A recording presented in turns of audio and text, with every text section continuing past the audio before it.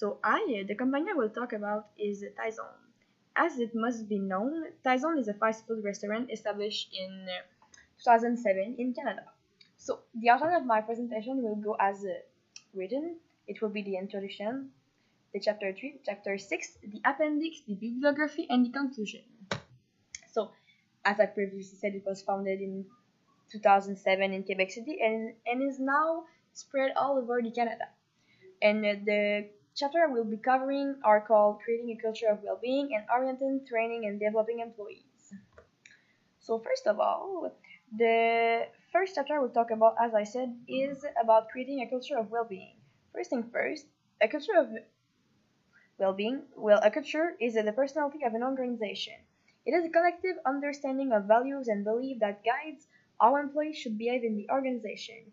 A culture of well-being is when employers and managers work to create a good workplace for their workers and when their workers are engaged in the work environment. In theory, an organizational culture needs a lot of basic rules. First of all, employers and managers should value the safe and healthy measures in the workplace, and employees should respect them and refuse unsafe work at any time. In reality, our managers are kind of valuing those rules, but it is much rougher than in reality. We as employees don't always have them with us, so it's hard to follow rules that are not written on the board and that no one is there to remind us. They, as in employers and managers, try to apply some new rules, such as having anti-squeeze shoes every time employees are working because of the oily floors we are working on. Surely, it's protecting us, but it's much more protecting them from any lawsuits.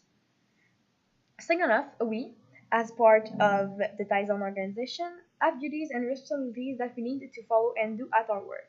In theory, our employers should provide an hazard-free workplace, comply with laws and regulations of fast food chain restaurants, and provide safety training.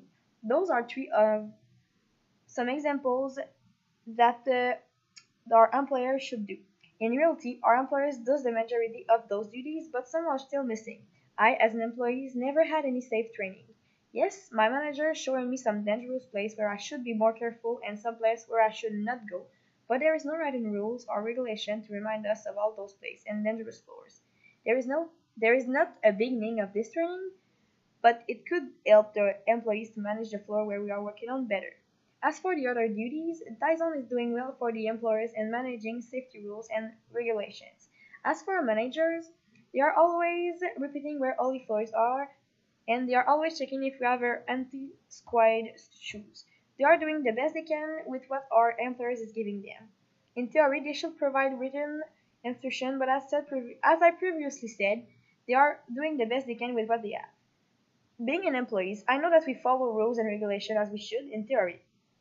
As for other responsibilities, we should comply with all health and safety rules, which we do.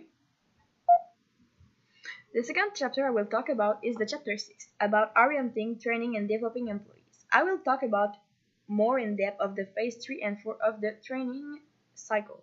First of all, let me define what is orientation. It is a formal process of familiarizing new employees with the organization, with their jobs and their work units, and embedding organizational values, beliefs, and accepted behaviors. The benefit of orienting new employees are lower turnover, increased productivity, improved employee morals, lower recruiting and training costs, and there are some other. The phase 3 is called the implementations. In theory, this phase is all about implementing a training by choosing which type of trainings you want to train your new employees with. There's a large choice of those, such as on-the-job training, apprenticeships, internships, classroom instructions, self-directed learning, on-the-job experience, and there is some more. Employers and managers have to decide which one they will use with their new employees. They choose it based on facts such as what new employees have to learn and if the materials is mostly factual or if it involves a large behavioral component. In reality, in a fast food, it will mostly be on-the-job experience. In the Taizong company, new employees start right away on the floor and will follow one qualified employees which will learn them one thing at a time. I think that starting right away make any new employees not being able to take any bad habits. New employees are able to take in good behaviors that their employee want them to have on the spot because they are with good and qualified employees that can teach them good. The phase 4 is all about evaluating the training they've done. In theory, managers should evaluate their new employees based on job summary and job duties and responsibility, and based on what they think about the employees doing. In reality, my managers in Tyson evaluated us based on our behaviors and our doings around the kitchen and clients. They based themselves on our behaviors at first, then on customers' opinion.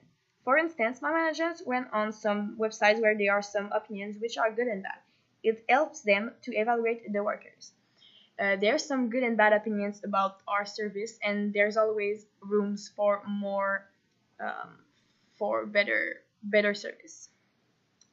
So this concludes what I was talking about in the two chapters. There's a little appendix, which is Tyson restaurants if you never saw one, and a little fact that more than 4.1 million workers are employed in food preparation and serving.